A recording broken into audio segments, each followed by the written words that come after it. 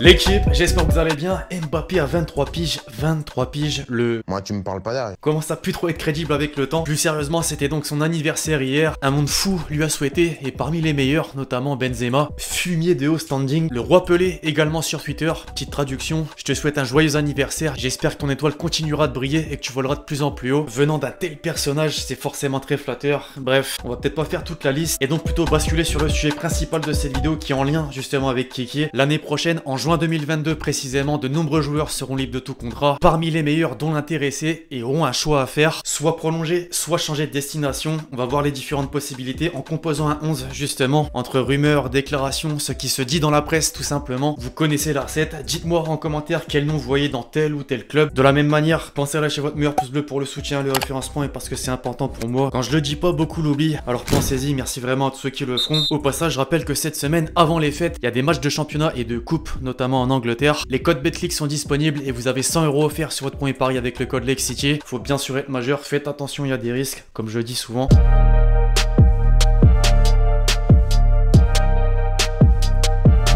Cette conférence de presse, j'ai l'impression que c'était hier et pourtant c'était en 2017.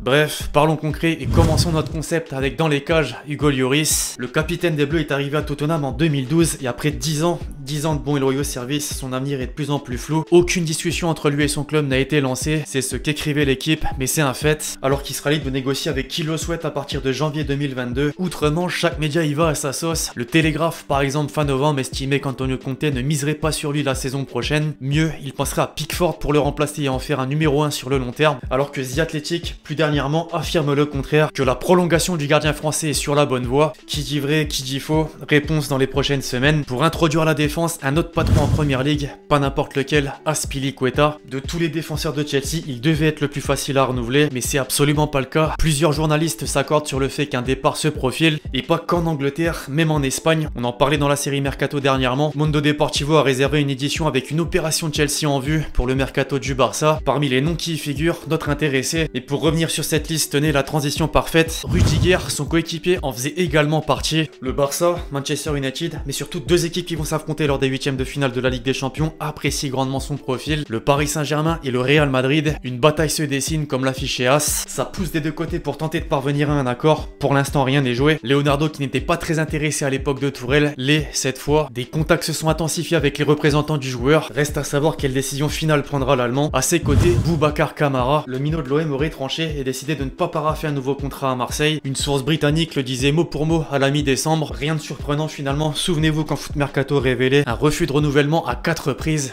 4 reprises. Ça en dit long sur la suite et ça tombe bien, il a de nombreux courtisans particulièrement anglais. Manchester United, Arsenal et Newcastle. Tiens, le club le plus riche du monde. Pour compléter notre ligne de 4, un joueur qui n'a pas vocation à être à ce poste. Il est plus offensif, mais je le place. Quadrado. Là, on va pas s'éterniser pour le coup, parce qu'à l'image de Dybala, la Juve devrait prochainement annoncer qu'il va continuer l'aventure. C'est ce qu'atteste Fabrizio Romano. Je l'ai mis un peu pour étoffer notre compo. On monte d'un cran avec les milieux. Le premier, Franck Kessié. L'AC Milan n'arrive pas à le convaincre et ça bloque sur le salaire. La Gazzetta dello Sport en a fait un beau résumé. Les Milanais ne veulent et ne peuvent pas lui offrir plus que 6,5 millions d'euros par an, alors que le clan de l'Ivoirien en réclame 8 millions, somme qui est capable d'aligner Paris. Moi je le dis depuis quelques semaines, ce serait une recrue idéale dans l'effectif de Pochettino. Après c'est sûr, ses dernières performances font un peu peur. C'est mon point de vue. On poursuit avec la pioche. Même chose pour Pogba, il y a énormément de débats, mais une issue semble se profiler. Dès l'arrivée du nouvel entraîneur Ralf Rangnick, il y avait un espoir chez les supporters Red Devils de le voir rester. Or, le technicien a vite refroidi les ardeurs. Dans la foulée, le célèbre agent Mino Raiola a fait une interview pour Sporten et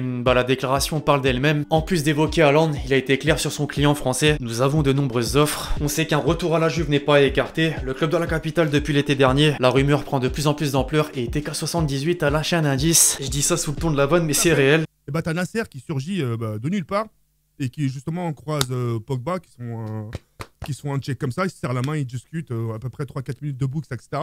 En gros, ça on imagine que c'est le salon. Moi j'étais un peu au milieu.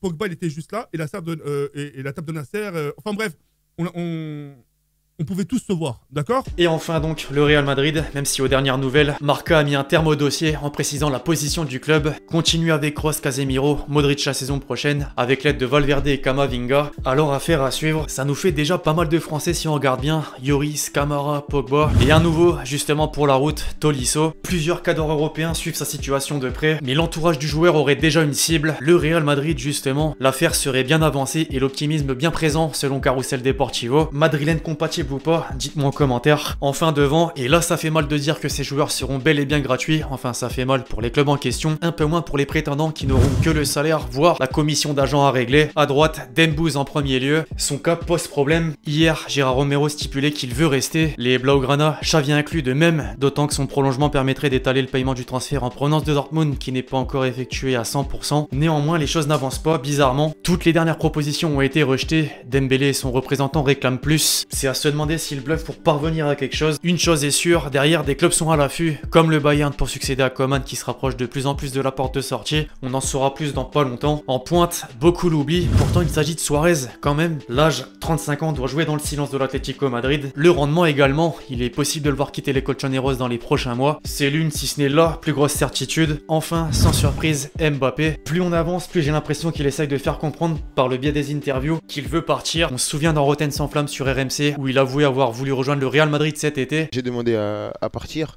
parce que à partir du moment où je voulais pas prolonger, je voulais que le club ait une indemnité de transfert pour avoir un remplaçant de qualité. Parce que voilà, c'est un club qui m'avait beaucoup apporté. J'ai toujours été heureux les 4 années que j'avais passées ici et je le suis encore. Je le suis encore. Et je l'ai annoncé assez tôt pour que le club il puisse se retourner. Moi, j'ai vraiment voulu que vraiment tout le monde sorte grandi, qu'on sorte tous main dans la main, on fait un bon deal. Et moi, j'ai respecté ça. J'ai dit si vous voulez pas que je parte, je reste. Non, oui, non, mais non. Kylian, les dirigeants, ils ont dit Kylian, il ne partira jamais libre. On est d'accord?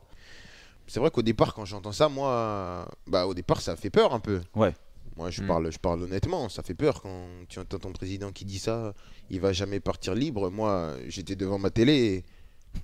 Tu te dis bon? Ouais, j'ai avalé de travers, quoi. Ouais. Je me suis dit, bon, il va se passer quoi, quoi. Ouais. Et plus dernièrement, dans les déclats d'hier, sur Paris Match, je cite, c'est l'expérience de vie qui compte plus que brasser de l'argent, même si c'est important parce qu'on a des familles à mettre à l'abri. J'ai soif avant toute découverte, de voyage, de rencontres avec des joueurs, des cultures différentes. En gros, laissez-moi faire ce que je veux à présent, c'est un peu ça, on est d'accord. Les Madrilènes sont toujours à fond sur lui, en attestent les différentes unes à son sujet au cours de ces derniers mois, dernières semaines, derniers jours, ça s'arrête jamais. Voilà donc le 11 des joueurs qui seront libres en 2022. Sur le papier, ça a de la gueule concrètement. Bien sûr, j'aurais pu ajouter d'autres éléments comme Dybala, on l'a évoqué, en passe de prolonger à la Juventus, un contrat jusqu'en 2026 dans les tuyaux. Modric, Di Maria, les deux sont susceptibles de faire de même dans leurs clubs respectifs, sans oublier Insigne ou encore Lacazette. Bref, voilà l'équipe, j'espère que cette vidéo vous a plu, je compte sur vous si c'est le cas pour lâcher votre meilleur pouce bleu, très important. Donnez-moi vos avis sur tout ce qui s'est dit dans cette vidéo, puis d'ici là, on se retrouve très vite sur la chaîne pour de nouvelles vidéos, c'était Lexchi, ciao.